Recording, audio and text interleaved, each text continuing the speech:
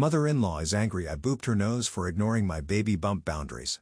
I am 31 weeks pregnant with our first. We announced our pregnancy at 13 weeks and everyone was super excited since they will be the first grandchild on either side.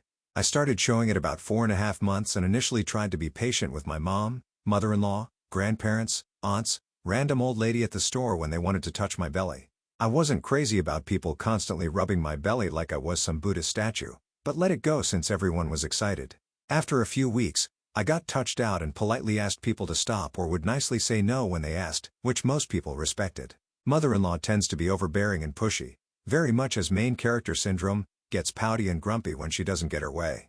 She was the only one that continued to constantly touch my belly even when I tried to say no. She'd always say she's just so excited she can't help herself. The bigger I got, the more it happened. A couple weeks ago, we were visiting my husband's relative for an event and as soon as we walked in, mother-in-law made a beeline over to us. That day, I was just feeling icky, big, tired, uncomfortable. You know what I mean? I put one hand out to stop her and tried to cover my belly with my other hand. She brushed my hand aside and started rubbing my belly. So that's when I got super annoyed and gently booped her on the nose. I even said, "Boop." She just looked really confused and we ended up walking away to go talk to other relatives. As we were leaving that night, she put her hands on my belly again. And as soon as she did, I booped her again. We saw her again some days later with one of her friends. Her friend asked if she could touch my belly and I nicely told her my stomach was all touched out and she was fine. No drama. While that was happening, mother-in-law snuck up on me and started rubbing my belly again, and I booped her on the nose again. She looked really annoyed and said how irritating that was and asked why I kept doing it. I told her that if she was going to keep rubbing my belly after I asked her not to, I was going to boop her on the nose. She got mad and said I was being childish and dramatic. That night, she called my husband crying and said I was being mean and embarrassed to her in front of her friend. My husband got annoyed with me and said she was just showing how excited she was and that she's from an older generation, so it wasn't nice of me to do that to her. He said that instead, I should have talked to her again and explained why I didn't want people rubbing my belly anymore. Am I the for booping my mother-in-law's nose when she kept touching my baby bump? Of course, you're not the personal space is a thing. Also, if you don't want anybody touching you, they should respect your wishes. It doesn't matter if she's from another generation or if she's super excited about being a grandmother or whatever. That is irrelevant. So, no, I would say continue to boop away. Now there is another issue here, and it's that your husband's not standing up for you. Instead of letting himself being manipulated by his mom calling him crying on the phone because you were mean to her and getting annoyed at you, he should have just told his mom, that wouldn't have happened if you had respected my wife's wishes to not be touched. So seriously, Opie, I think you need to sit down with your husband and have that conversation, that he should be running interference, not getting annoyed at you. And what do you guys think? Let me know in the comments section and now let's check out the community comments. I am Irene says, quote, she brushed my hand aside and started rubbing my belly, end quote. What? Oh, the sheer audacity. I freaking love how you handled it though, Lamau. Quote, she got mad and said I was being childish and dramatic, end quote. She has zero problem breaching your very clearly communicated boundaries and then she gets all huffy when you respond in kind? Lol, you are definitely not the a-hole here. You have a right to bottle your autonomy whether you're pregnant or not. She thought she was exempt from honoring your boundaries. She F'd around and found out. I think it's hilarious. Perhaps your husband needs a boop or two as well since he doesn't seem to understand the situation enough to support you in this. Patty S13 says, she's from an older generation and is just a touchy-feely person. Nope, your husband needs to be on your side, period. I am a hugger. I am a very touchy-feely person. I am also from an older generation. My daughter's fiancé does not like being hugged. Therefore, I don't hug him. When I was pregnant, it never bothered me when people touched my belly, so I can't relate. That doesn't mean I don't understand. When my daughter was pregnant, if she didn't want to be touched, I didn't touch her. People need to stop using an age or a generational bias or that's just how they are to excuse bad behavior. Bad behavior is exactly that. Bad. I think you booping her on the nose is a hilarious adorable way to make your point. And if your husband can't be on your side, he needs to go back to living with his mother. And Miss Fabulina says, are you a human being or just an incubator to mother-in-law? Same question for your husband. One person here, maybe two, are being childish and dramatic, and it ain't you, OP. We all should have agency over our own bodies. Running up to you, not to say hi or ask how you are doing, but to greet the baby bump is BS. I would just start saying loudly, please don't touch me, every time she comes close. Not the a-hole. The community agrees that is not the a-hole and that she needs to have a conversation with her husband about her mother-in-law.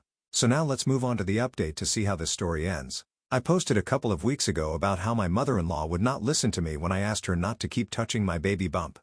When I posted it, I kind of meant it as an amusing little vent about my mother-in-law. But when I started reading all the comments, thank you all so much for your comments and support, it made me stop and think about how often this kind of thing happens. About how often my husband defers to his mom and how he never has my back when it comes to her. I've been trying to psych myself out for all the boundaries stopping once our baby comes in about 7 weeks, but as I was reading through all the comments, I started to realize that this isn't normal, or at least it shouldn't be. I probably spent way more time reading about everyone else's mother-in-laws, and it was really validating to see I wasn't the only one that struggles with their mother-in-law.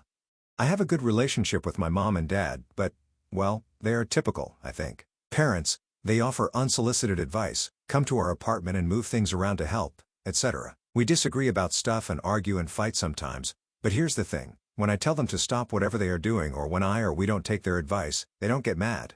They don't say, "I told you so," when we ignore them and then things don't work out like we expected. When we fight, they don't hold grudges or cause any drama. And honestly, I can't think of any fight or argument that has lasted longer than the conversation where we had the fight. By the time we finish talking, either I or they will have apologized and we move on. No drama. And most importantly, they respect my relationship with my husband and respect that we are adults who can make our own choices. On the other hand, I'm always walking on eggshells around my mother-in-law. She's easily offended and really thinks she is the main character in everybody's life. When she asks us to do something, it really means she's telling us what she wants done. My husband never says no. And when I try to establish boundaries, he gets completely frazzled that I don't want to do whatever mother-in-law says. So after reading everything, all the comments and the personal messages, I actually got really super pissed off. So I sat my husband down and told him, I can't do this anymore and I'm not going to do this anymore. I'm not going to continue to prioritize his family over mine. I'm not going to continue letting mother-in-law ruin special events or continue to cancel plans when she asks us to do stuff that conflicts. My husband started to get angry and honestly, he looked like he was about to cry just at the thought of saying no to her. I used the baby bump rubbing as an example and asked why he thought it was okay for her to ignore my request to stop. He tried to say it's normal. She's excited. She's old. She's not that old. And finally, the classic, that's just the way she is. I pointed out that everyone else stopped when I asked them to. And even mother-in-law's friend that was with her asked first if she could rub my tummy. And when I said no, she wasn't upset or anything. I pointed out that my parents, my grandparents, my aunts, and uncles all respected my boundary. Then, like some of you suggested, I asked how he'd feel if my dad rubbed my husband's belly or something like that. I think I broke his brain because he understood what I was saying but was still struggling with the idea of going against his mom. We had several conversations. It should have only taken one, but I had to drag him kicking and screaming to the conclusion. And I told him, starting now, I'm establishing boundaries and that going forward, his family is not more important than mine. Then I said that his mom's wants are not more important than my boundaries. So to start with Christmas, my family has always opened family presents on Christmas Eve at my grandma's house with my aunts, uncles, cousins, etc. And as we got older, it wasn't really about the presents. It was more of a family get-together and we'd all open a couple presents and then open the rest when we got home. Then Christmas morning, we'd open presents from Santa with our immediate families before going back to grandma's for a late lunch with the family. But the lunch is more optional because everyone recognizes that people have other family and obligations. So the Christmas Eve thing is really the important one. My husband's family opens everything Christmas morning and then spends all day at his parents' house, but mother-in-law still wants everyone to come over Christmas Eve too. In past years, my husband and I would try to spend Christmas Eve with my family and Christmas Day with his. But without fail, mother-in-law would ask us to stop by to pick up gifts. Why? We'd see them the next day or some other lame excuse. And then she'd give us a hard time when I said we needed to go to my grandma's. I told my husband that this year, I'm not going to mother-in-law's for Christmas Eve. I'm not letting her cut into my family time. And then starting next year when our baby is here, we're going to spend Christmas morning by ourselves. I told him we can still do Christmas Eve with my family and Christmas dinner with his family. We've also been struggling or arguing a lot about my birth plan. His mom wants to be in the room when our baby is born and then wants to come stay at our apartment for a while to help us out. I told my husband none of that is happening. As of right now, the only person I want in the room is my husband. If I change my mind and want someone else, it'll be my mom. When he asked why I didn't want his mom, I asked him if he'd want my dad watching him trying to push a watermelon out of his ass. He didn't find that as funny as I did, but I think I made the point. When the baby goes home, I don't want anyone visiting for the first week, but we can reevaluate depending on how I feel. And as of now, I don't want anyone staying. We don't live too far from our respective families. But again, if I change my mind, it's going to be my mom first and then we can see about his mom staying, but that would depend on whether she's following our lead. It was a much longer and more difficult conversation than it should have been. My husband really thinks his mom is the main character and should get priority. Christmas Eve was a mixed bag. We did end up going to mother-in-law's around mid-afternoon, but I said we had to leave by 5 so we could get to my grandma's and spend some time with my family before dinner. Mother-in-law tried to get us to eat with them and then got upset when I said no. At 5, I said it was time to go and she started guilting my husband and trying to tell me we could stay a little bit longer, etc. I said no. We'd see them tomorrow. So tonight was time for my family. It was much more difficult to leave than it should have been, but I stuck to my guns and we ended up leaving by 5:15. Christmas Day, mother-in-law was still upset and didn't talk to me much, but apparently, she really gave my husband a hard time and it sounds like he threw me under the bus. After Christmas, things were pretty tense between me and my husband. For New Year's, he went to his family and I went to mine. His family was having a whole party and was going to stay up to ring in the new year. Being pregnant, I just wanted something quiet and relaxing. But since mother-in-law asked, he had to go. When I said I wasn't even going to make an appearance, my husband got all stressed out about what mother-in-law would say. She did end up texting both me and my husband on a group text saying how disappointed and angry she was that I would disrespect her like that. I left her on red and haven't talked to her since. The next conversation I have with her will be about the birthing plan, so that should be fun. I may chicken out and invite both our sets of parents to go to lunch somewhere and tell everyone the plan all at once. Even if my husband won't have my back, I know my mom and dad will. I'm not sure what's going to happen with my husband and I. I'll be honest, I'm not very happy with him right now, but I also know that changing a lifetime of behavior doesn't happen overnight, but we have 7 weeks to get on the same page. Well, Loopy, first of all, good for you for setting strong boundaries, enforcing them, and having yourself be respected. It is sad that your husband's not on the same page with you, but maybe when your baby arrives, they'll come with a spine for your husband. In the meantime, here's wishing you the best in the future, Opie. Thanks so much for sharing and take care. And now let's finish this video with a mood booster post. This post is from the subreddit Malicious Compliance and it's by user WhenBed94. Got reprimanded for not leaving my uniforms at work. So now I didn't have any uniforms at home when it mattered. A couple of years ago, I was in the Navy and assigned duties on board a ship. At the start of the story, I was an extremely junior service member, lowest rank in my shop. Typically, on board of the ship, the usual uniform was coveralls in our department, and we arrived and left from the ship when in home port in civilian clothes. Now we were moving up the river about 4 hours underway, about an hour driving distance, for a week to unload weapon stores for a training exercise underway coming up later that month. Typically, when leaving the area on the port of record, which we would for the training exercise, we're also required to have suitable transit uniforms on board in case we pull into port elsewhere.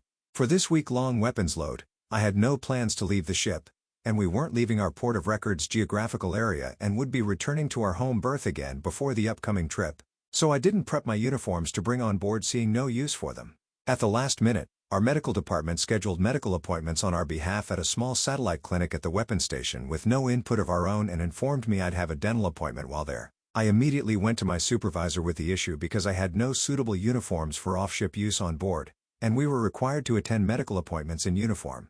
I get written up for not having my uniforms. Now there is no specific policies on which types or how many uniforms are required to be on board, but there are specific policies on having sea bag inspections and what is required to be present for them. So my write-up was for not having an inspection-ready sea bag available. Copy that. Makes sense. When we get home that weekend, I move all my military uniforms aboard, bringing a full inspection-ready sea bag to the ship as required and leaving no uniforms at home. Everything's peachy. Fast forward a few years, and I have commanding officer's approval to miss an upcoming late-minute rescheduled underway due to prior scheduled leave in order to re-enlist. While I'm halfway across the country re-enlisting, my department fails an important inspection for our deployment workups. The inspectors work with the ship's command to reschedule, and they adjust the underway schedule last minute again. Now they're getting underway for a re-inspect the night before my leave ends, and the re-inspection starts the day I return from leave. The inspectors will be ferried to the ship the morning of by water taxi. They asked me to curtail my leave a day early, buy new tickets, and show up to help with this re-inspect. I informed them that I would prefer not to dole out $1,000 of my own money for last-minute changes to travel arrangements because of their failure, but understand if ordered, I can financially do so. Since my leave was approved by the commanding officer to miss an underway, I'd like verbiage from the commanding officer that my leave has been rescinded, recalling me. And if I receive such, It'll make me question my dedication to re-enlisting in a Navy that doesn't care about my financial well-being. Meaning I'll leave the 6 months earlier than they expected when I get out of the Navy instead of re-enlist and won't return with signed re-enlistment papers. They balked, of course, and had me report that the day my leave was originally planned to end. They decided I'd catch a ride with the water taxi and all the senior officer inspectors for the hour trip to meet the ship. Sounded interesting, the stinger. I asked them what I should wear for the water taxi ride as all my uniforms were on the ship. They freaked out and asked why all my uniforms were on the ship naturally. I explained I was ordered to do so by my supervisor and received a counseling chit for not having left all my uniforms on the ship previously. My options: some recently cleaned coveralls. I did take them home for laundry, ensuring I kept 2 pairs on the ship as required for seabag rules. From before my leave for my civilian clothes.